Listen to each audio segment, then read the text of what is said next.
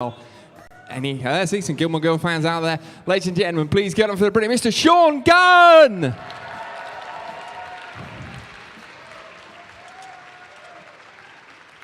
Hi, everybody. Trust me, you're lucky that you get me and not Rooker. I've heard this, yeah. Makes things easier for all of us. Well, good morning and welcome back to Birmingham and the snow. Good morning. It's very nice to be here. What's it like getting out your hotel this morning and seeing snow just completely everywhere?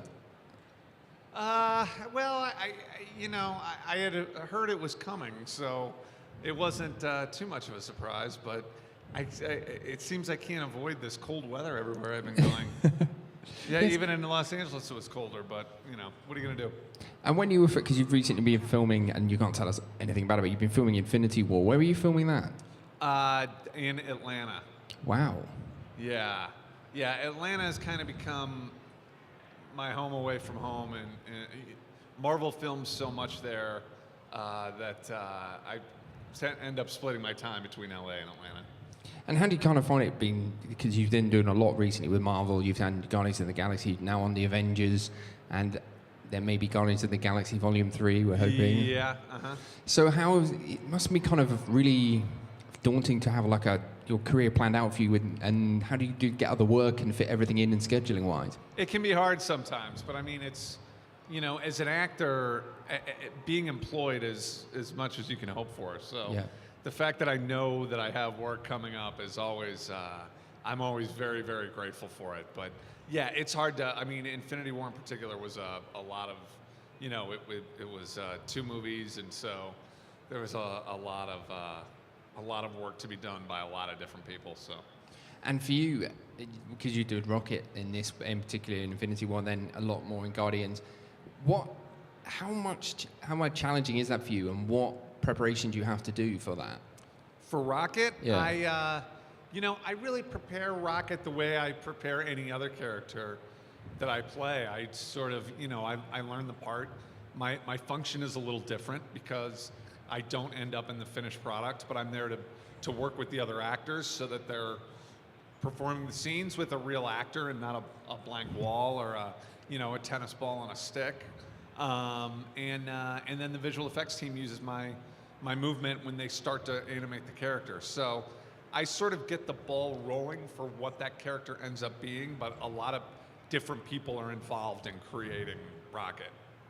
And how do you get it? Because it must be kind of difficult for getting eye lines and things right. How do you make sure you get it right so the actors know they're looking in the right place for when they match it up with the CG afterwards? Well, basically, I know exactly how tall Rocket is. So the first thing that I do, along with the director or directors, is we figure out a blocking for the scene just like any other character, so that we know where Rocket is. And then it's my job to get my eyes to wherever Rocket's eyes would be. So I know, though, exactly how tall he is. So if he's standing or sitting or any of that kind of thing, I just adjust accordingly. It can be very physically demanding, but that's a big part of my job. And then when you've got scenes where, particularly, and we'll talk about in Guardians of the Galaxy 2, where you've got yourself as Rocket, then you've got Kraglin, and then you've got loads of other people. How do you manage to do that? Because it must be kind of really, I don't know, kind of a bit of a challenge when you're playing 2 people at once, effectively. I really just have to prepare the scene from both angles so that I understand what each character is doing, and then we shoot it from each one of their perspectives separately. It can be tricky, but acting requires a lot of preparation and focus, and so I just have to kind of double my preparation and keep my focus sharp and step in where I need to. And lots of quick costume changes, I'd imagine. Yeah, sometimes I do have to make a lot of costume changes because I can't, in the Kraglin outfit, I can't get my body to the position that it needs to be in to play Rocket. So sometimes I have to go back and forth a little. And with Kraglin having such an expanded role in the second film, when did you kind of find that out, that he'd be having his character more featured? Well, I sat down with my brother James about, probably 7 months before we started shooting, and he kind of went over a rough idea of what the plot for the second movie was going to be.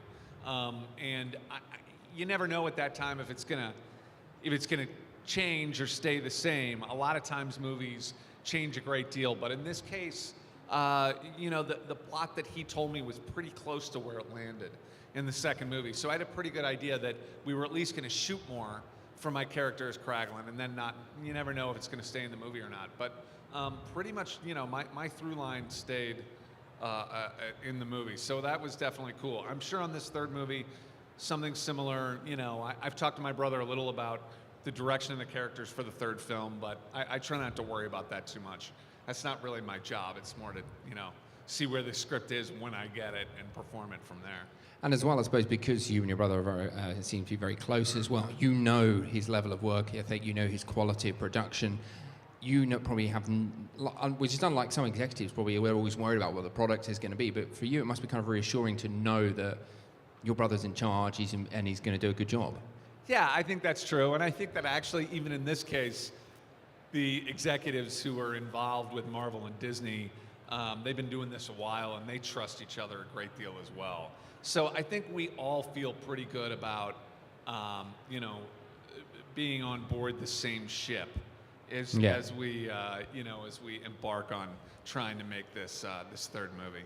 And do you think we'll see more of the whistling from you? Do you think we'll see your mastery of the arrow? I don't know. I mean, you saw it the same as I did where it left off, so I hope that Kraglin has been practicing because, I think he's a lot more useful if he knows how to use that arrow.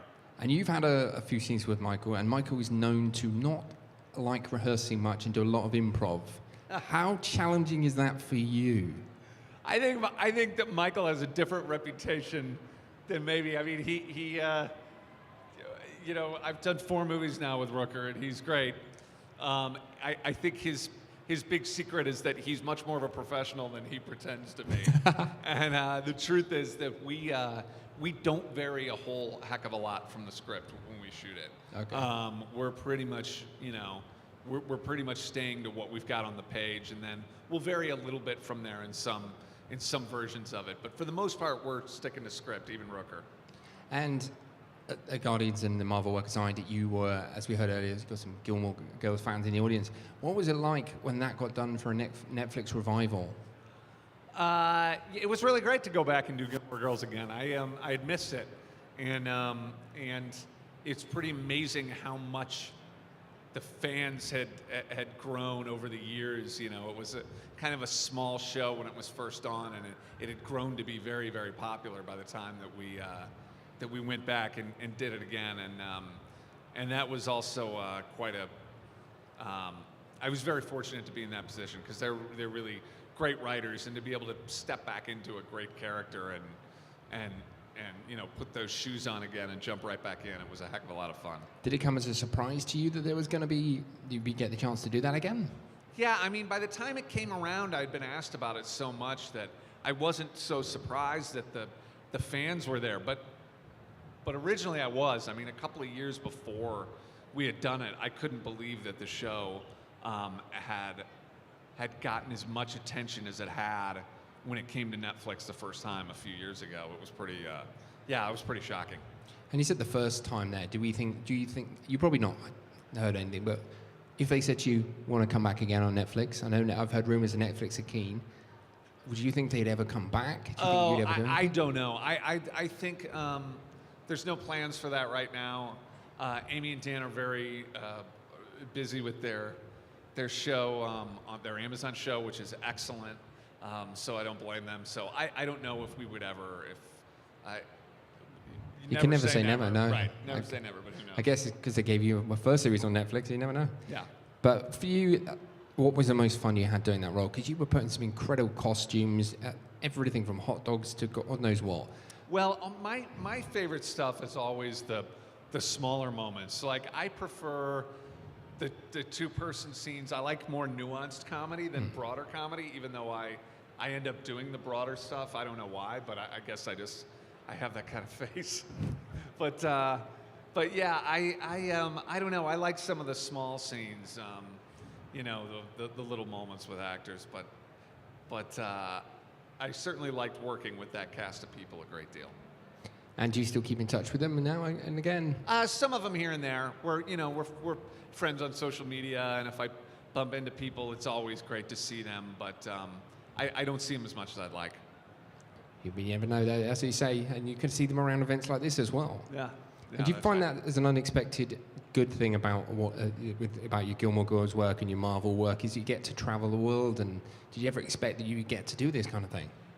No, not at all. I mean, all the traveling that I've been doing, going to conventions, has been really excellent. And I think it's good.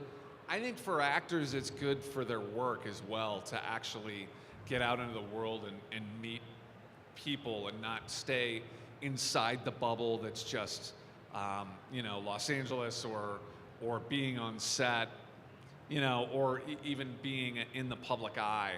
I think people can get sort of isolated from what the fans are actually like, and that's one of the things that I really like about getting out and meeting as many people as I've gotten to meet.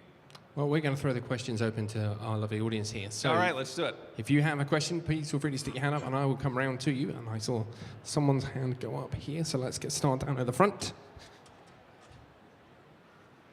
We'll start with you. My question is, what character or characters have you enjoyed portraying the most? Oh gosh, I mean, every character that I play, I try to love in some way. So there's things that I take from each one of them that I like a lot, but if I have to choose my favorite of the ones I've played, they're the ones that I've spent the time with the most. So they're the ones that people would know the most. It would be, Kirk from Gilmore Girls and Kraglin and Rocket, because I've just spent so much time thinking about them. I just did this movie, Belko Experiment, that came out last year. I love the character I played. And I think it tends to be that way, that the more we enjoy playing a character as actors, the more successful they tend to be, I would think. Yeah, hi. At the end of Guardians of the Galaxy 2, obviously, Peter Quill got the Zune. At the end of production, who got to keep that Zune? Oh, that particular Zune? That's a good question. That's probably in storage somewhere as part of the props for the film. So I don't think anybody would have taken that home because it was actually used in the movie. But we have signed a few Zunes for charities. There's not that many of them, but I know my brother got one signed by pretty much everyone in the cast. And that's floating out there someday. Maybe we can get it into the Smithsonian. I have a question here. Hi there. What was it like working for your brother? Did you have any sibling rivalries or anything? I've worked with mine before and I have. My brother and I are the bookends of 6 children in our family. He's the oldest and I'm the youngest. And as a result of that, we're not competitive with each other at all. And we're not that competitive in my family anyway. So I actually work easier with my brother than I do just about anybody else, because the director to actor relationship is very well suited for a big brother to younger brother relationship, because everybody knows where they stand. A question here from a young person. What was it like working around Groot and Baby Groot? Well, in the first movie, we had an actual actor there to play Groot. A guy named Christian was on set, and that was much easier. It's when you get to playing with actual blank space that can be tricky. And the funny thing about the second movie is we were acting against a blank space, knowing that blank space was going to steal all the scenes from us and eventually overshadow every one of us in the actual movie.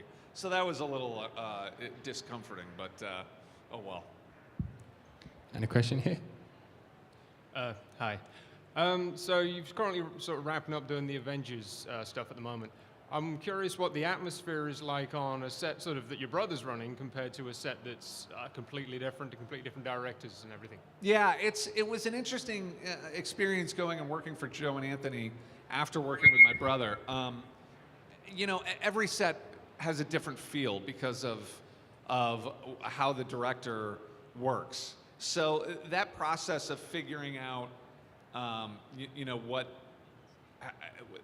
what the working method is on any new set. It's something you're always going to go through. But the one thing I'll say is that they're all very sure-handedly directed within their own style. So Joe and Anthony have a very different style from my brother, but like him, they know exactly what they're doing.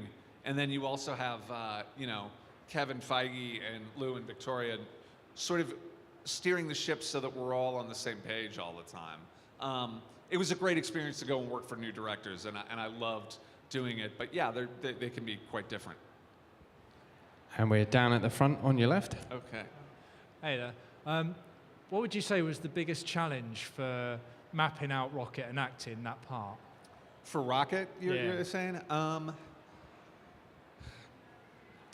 Well, I think that I was lucky that when we started work on the first movie, a voice actor hadn't been cast yet. So I was just kind of trying to get the essence of a character without too much thought about the final performance. I was trying to help create something to help the other actors, and that worked. So from that point of view, then I didn't have to think too much about what what I should be doing in the subsequent movies, because we had already created this working method. The trickiest thing is the physical part of it, really. I mean, nowadays it's like when we shoot scenes and there's a lot of stuff on the ground or things in cockpits and things like that. It can be physically demanding. But we've stayed the same. We're 4 movies in now, so we have a pretty good system going. There's your question for us in here. Have you got any tips for learning lines for a film? Oh gosh. Yeah. I think, well, as anything, if you're going to be a professional actor, you have to do all the things that any other professional has to do.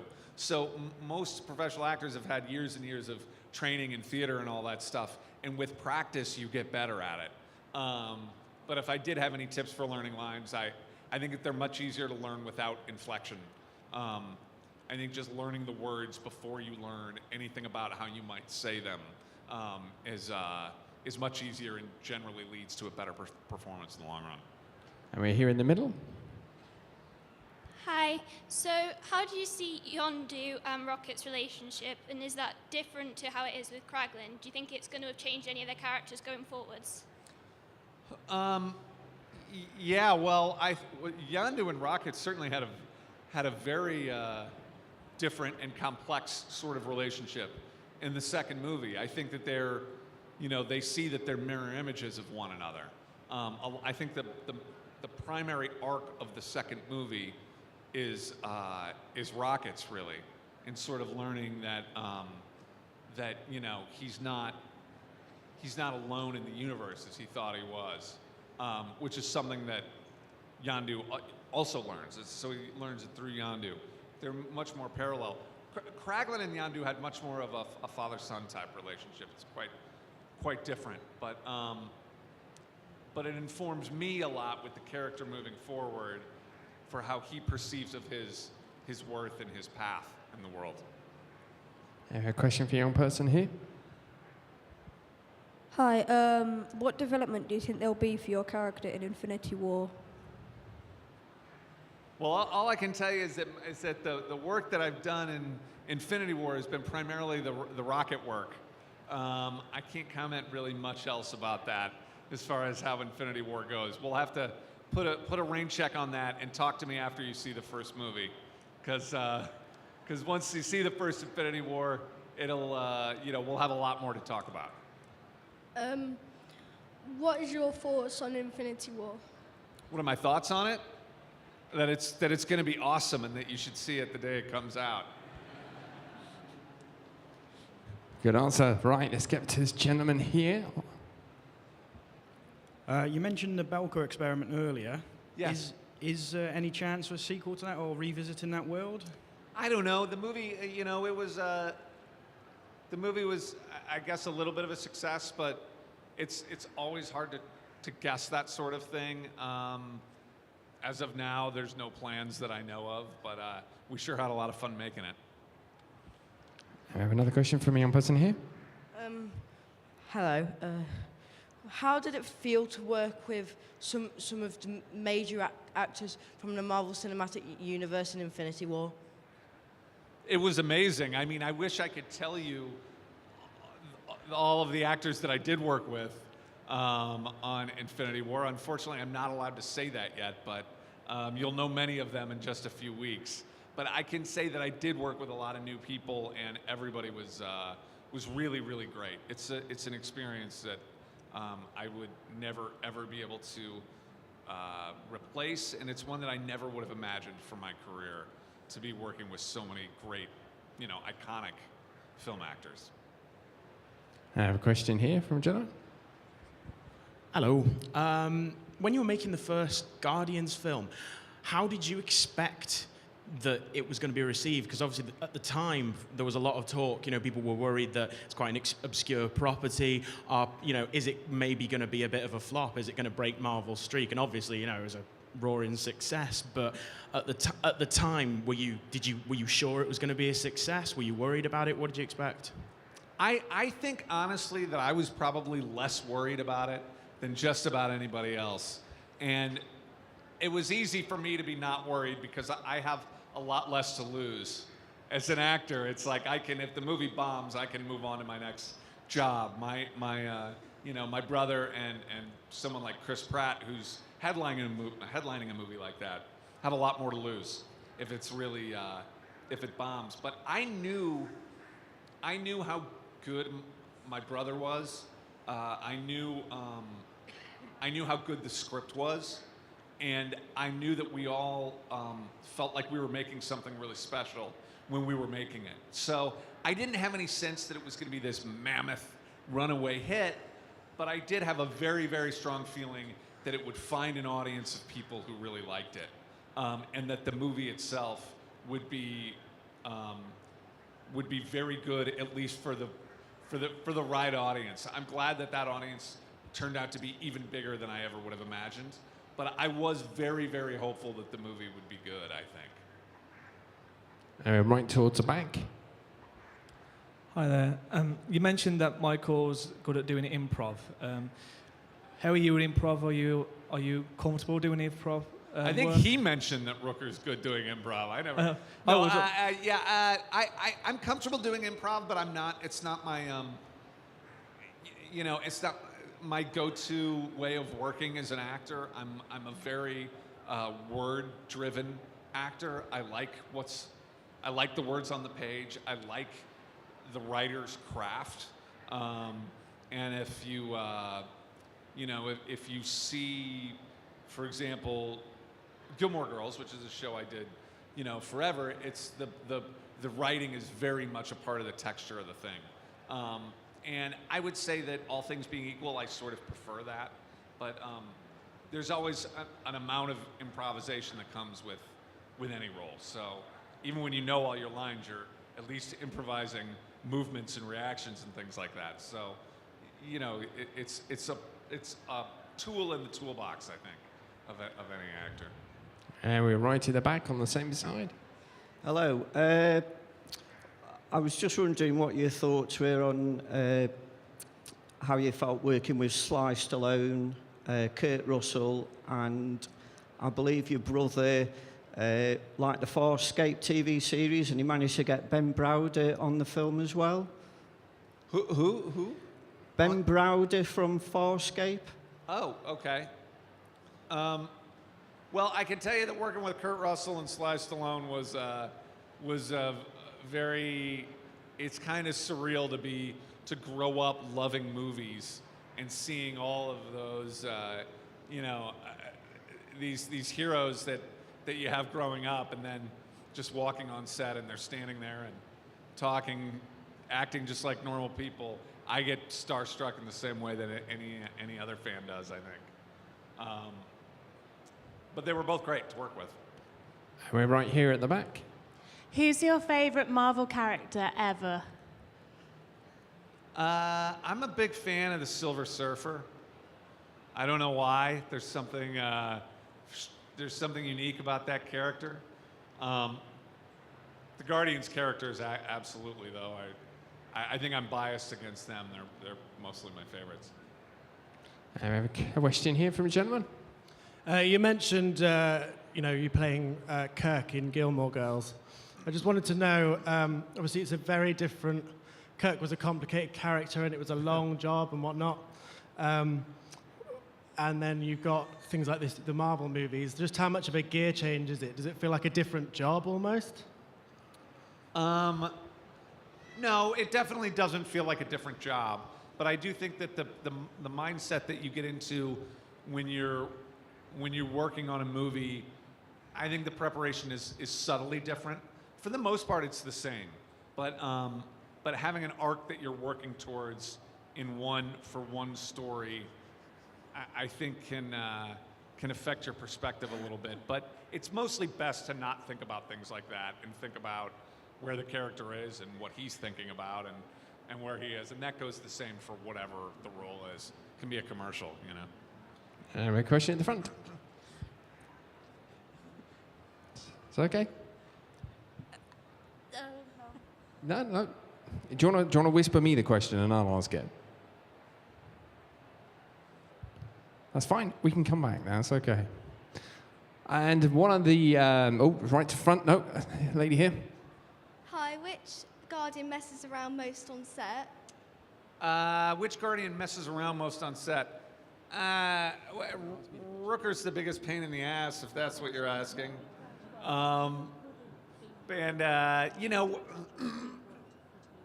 Those movies are both, everybody's very professional, and it's a very tight-knit cast, but we also do have a lot of fun, and particularly, I think Chris Pratt in particular likes to keep the set feeling light and funny, and he's truly one of the funniest people I've ever known. So that's pretty apparent when you work with him.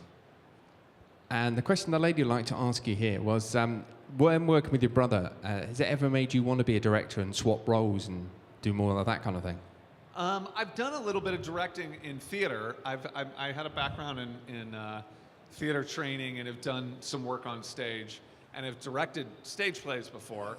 And I think that directing a film or something on camera is something that I'll probably do eventually. I would like to do it, but I'm more of a dabbler. I think of myself as an actor first and foremost, and I imagine I always will. And we're right down the front here on the side for you. There we go. And we've got a young lady here with a question.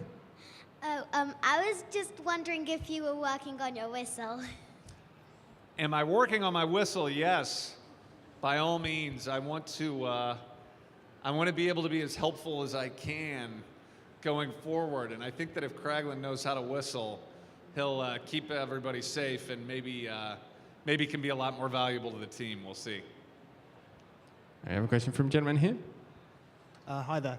In Guardians 1, we got a slight Easter egg alluding to Lila the Otter for Rocket Raccoon as an alias. I was just wondering, what do you think the chances are of her appearing in a future Guardians film, and would you like Rocket to have that love interest? Oh gosh, you just got way ahead of me very quickly. All I can tell you is that as an actor, I never know what characters are going to come up in the subsequent movies. I'm just like you fans are in that respect. When I see the script, then I know. But I think that would be a good question for my brother. I have no idea about new character. I think there are going to be a couple new characters in the next one, though. I have one final question from this young lady here. Hi, I was just wondering, have you ever gone for a role not gone for a role in a movie and then regretted it, and what was that role? No, I think for the most part, it usually works the other way around. It's more often that I would be up for a role that I didn't get that I wish I had gotten. Every actor has plenty of stories about roles like that. But I haven't turned down enough to have turned down something that I really missed out on, because I I still try to work as much as I can. I prefer to work than not working. So I'm not yet at the point in my career where I can be saying no to enough things, but maybe someday. Well, ladies and gentlemen, that is all we have time for with Sean. So please give a massive Birmingham round of applause to Sean Gunn. Thank you very much. I appreciate it, guys.